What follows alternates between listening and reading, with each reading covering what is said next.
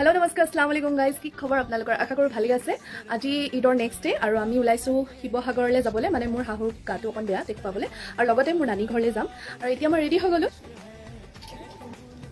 কি লাগিছে গাইজ এযোৰ ঈদৰ যোৱাকালি এযোৰ পিন্ধিলো আৰু আজি এযোৰ পিন্ধিছো কমেণ্ট কৰিব কেনেকুৱা লাগিছে আৰু এতিয়া ওলালো মেলিলো আৰু এতিয়া ওলাই মেলি আমি এইফালে গৈ আছো দেখুৱাম আপোনালোকক ব'লক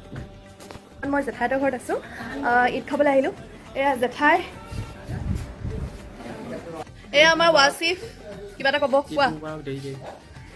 আমি এতিয়া নানীহঁতৰ ঘৰলৈ যাওঁ এয়া জেঠু কিবা এটা ক'ব বোলে আপোনালোকক কওক